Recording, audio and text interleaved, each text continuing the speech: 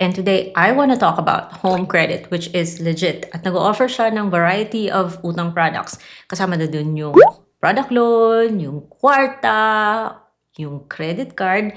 And I think yung pinakagusto ng lahat, or more people are interested dito sa kanyang cash loan. Dahil convenient. And nabudol naman ako guys dahil ang laki in-offer niyo sa akin. And I really hope na you learn from my experience kasi talaga dapat siyang pinag-iisipan kahit na legit siya guys. So please stay tuned and watch this video.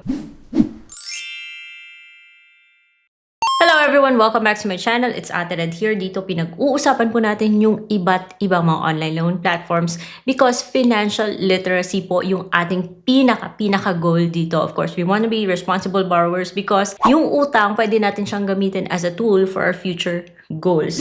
Kaya dapat careful po tayo sa pag-uutang. And this time, ang laking offer ni Home Credit guys. This video is not sponsored. It's based on my experience. And I really hope that you learn from my experience. So ayun nga, matagal na ako may Home Credit at nakapag-product loan na rin ako many times sa kanya. But nagpapasalamat din naman ako sa experience ko dito kay Home Credit. Nakapag-practice ako sa pag-handle ng debt. Now, dahil I use my credit card for big ticket purchases like appliances and what other stuff, dito naman sa kay Home Credit, I'm just, itong cash loan lang yung pinapansin ko sa kanya. Nakakabudol siya guys, as in. Especially when there's a certain need. Yes. So, when I checked my app, nagulat ako kasi sabi niya, get cash. Up to 147,000 pesos. Ang laking offer guys, but that's not final kasi may i-evaluate pa siya. And usually, kapag malaki yung offer niya, do not expect na kaagad mo siyang natatanggap. Pag malaki yung amount, maghihintay ka ng 2 to 3 or 1 to 2 business days. Nakapag-cash loan ako sa kanya ng 25,000 pesos and the other one was less than that. Kaagad ko natatanggap. So, I guess it's safe to say na kapag mababa yung amount, natatanggap siya kaagad. Kasi ang dami pong nagtatanong, hindi ba pwede GCash? Well, at least in my experience guys, hindi po pwede GCash. It's either send to bank or dun ka sa mga Western Union, something like that, or Palawan, I think. Basta, wala pong GCash. So, yun, napasilip ako sa aking dashboard kasi yung existing loan ko lang naman sana yung intention ko. Gusto kong i-review. Natanggal ko yung isang feature kung saan makakapag-payment holiday ka or may flexibility ka sa payment mo. And when you remove that feature, kailangan mo talagang i-follow religiously yung schedule mo. Ang hirap nilang pakiusapan pag tinanggal mo yun. That's what that guarantee is for. So, tinatanggal ko yan because I somehow have confidence na mamimit ko. But, except for this latest loan na sabi ko sana hindi ko tinanggal. May feeling of regret ako sa latest kong tinake. Anyways, ngayon, itong 147 yun, hindi pa yun yung final because when you click the view details, iiba yan. And then sabi niya, offers just for you. So meron pa rin akong product loan ng 150,000 hanggang ngayon, hindi ko pa ever sinilip. Doon ako straight pumunta sa offer niya, which ngayon ay 119,000 pesos na. Get additional cash with your active cash loan. Ganon. So, I click view details. Yun nga, 119. Yung ganon, pwede mo pang ibahin yung amount. Pwede mo pang gawing 10,000 pesos yan. But I was more interested sa bigger amount because there's a need nga eh. May pangangailangan mga guys. So, dun sa 119, parang wala akong ibang choice. But to just pay it back in 48. Here comes na the part where talagang pag-iisipan mo kung i-grab mo yan ha. If it change mo siya sa lower amount, say for example sa 100,000, umiiba yung loan terms na mas marami kang pagpipilian. So this time, pero mahaba pa rin yan. Because guys, take note that the longer you pay your loan, napapamahal ka sa interest. So I think this is also a strategy for Home Credit na it's like itatali ka niya sa ganyan. Remember the two things that I mentioned earlier na sana hindi ko tinanggal. Borrower protection and yung isa, which is loan extra care. Sabi niya, removing this protection plan means you'll be charged extra fees for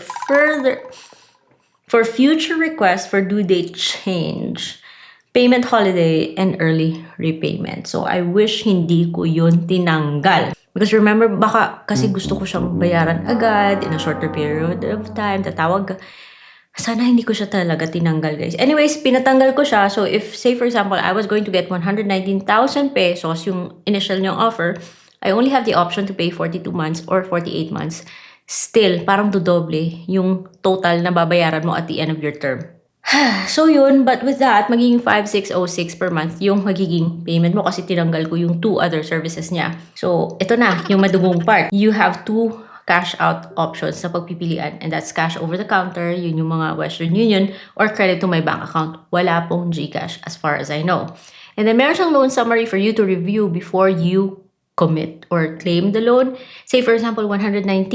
Hindi po yan buo matatanggap dahil magbabawas po siya ng 500 pesos na processing fee. It is standard across whatever amount man yung mga other loans ko sa kanya, cash loans ko sa kanya, nagbabawas po siya talaga ng 500 pesos na processing fee. So with that, yung matatanggap na lang is 118,500 sa exam. Based on the example that I'm showing you right now. So yung offer niya is 48 months and then 4.02 per month. Mukha siyang mababa. Pero, because 48 months, parang dodoble yung ibabalik mo sa kanya. Kaya dapat guys pinag-iisipan yung ganito. But kung gusto mo talagang i-take, kasi syempre, there are times na wala kang ibang malapitan, yun lang yung choice mo. So, at least, legit si home credit. Uulit-ulitin ko talaga to na dapat siyang pag-iisipan. Pero kung buo pa rin yung isipan nyo, na iti-take nyo talaga, i-go nyo yun, then click continue and wait a moment. Yung mga parts na yung parang kinakabahan kasi wait a moment. Hindi siya automatic kasi magsiselfie ka pa. So, may guidelines po siya sa pagsa-selfie. In plain and simple terms, hindi pwedeng takpan yung mukha mo. Dapat clear na clear, mga guys. And then, when you're ready, go ahead. And then, there are also other things that you need to provide din or review and personal information. So, every time na to take ka ng loan dito kay Home Credit, you have to do these things. Nagpapa-update siya ng information, nagpapa-fill out siya, and you cannot proceed unless inisa-isa mo to. It is required na talagang updated yung ID mo sa kanilang system. Kaya paulit-ulit. So, ayun mga guys, yung tinatanggap niya is UMID, PhilSys, driver's license, postal ID, voter ID, and PRC. And then, just review the other information na, you might have previously submitted sa kanya. Paulit-ulit. Gusto niyang ilagay mo yun ulit. Fulfill mo na or na fill out mo yung form nila completely, then yung submit for approval sa baba ay magiging red at mapipindot nyo yan. Again, ito naman yung thrilling na part. Please wait a moment na naman. Medyo naghintay ako ng isang minuto ha. Congratulations, your loan is approved. Siyempre na-excite kapag may congratulations. Parang hindi pa talaga nagsisink in sa mind mo yung gravity or yung tindi ng obligation mong haharapin in the next couple of months. Na-approve ako sa 119,000. Yung natanggap ko after a day, kasi it could take up to 48 hours bago niya i-credit sa bank account mo, is 118,500. Review niya. Kasi it wants to make sure na talaga bang gusto mo ba talagang i-take yung ganitong obligation. So, I had to review. Siyempre, parang hindi ko na pinag-iisip mo. I was just thinking, this is me being honest because I know this is how most of us feel. So, I was just thinking that I'll be receiving this much amount. And, bahala na si Batman sa mga monthly payments ko, which is a very wrong kind of thinking po talaga. Okay, fine. I can meet them. I can fulfill that contract. And then I click okay. Nagre-review pa siya ng files, blah, blah, blah. Yung mga, mag-check ka na, yes, naiintindihan kong lahat ng yan. Mag-OTP ka. Ninigurado siya to make sure na talagang gusto mo ba talagang gawin to. So, nag-OTP pa ako. I said auto-debit as usual. And then I click continue. At yun, nagkaroon ako ng contract number, which means process na yung loan. I just had to wait 24 to 48 hours bago ko siya matanggap. And when I finally received the money, syempre, I was happy kasi meron na akong, I needed it. Pero ngayon, there's this feeling of regret. Metro Bank was offering me 100, about the same amount, for 1% lang. Payable in 24 months to 36 months. Sana yun na lang tinake ko. I mean, yeah, it's a hassle na tatawagan ko pa siya or hintayin ko may tumawag and I give them my referral code na pinapadala nila sa email. Pero you know that feeling na sana yun na lang yung tinake ko. But I was intimidated by the fact na kailangan mo pang kausapin yung representative. Huli na, sana yun na lang yung tinake ko. Kasi yung baba ng interest talaga pag sa bangko. And so, the reason why I'm discussing things like this, because kung you're presented with something, parang nakakabudol eh. And then, pag na-receive mo na, dun mo pa usually na pag-iisipan, ano ba itong pinasok ko?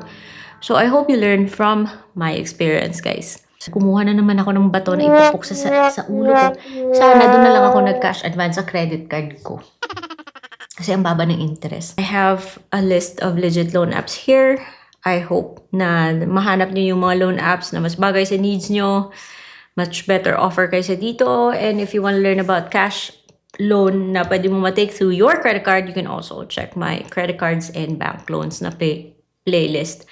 So, that's it for today's video. Ang dami kong pag-iisipan, guys. See you on my next vlog. Bye-bye!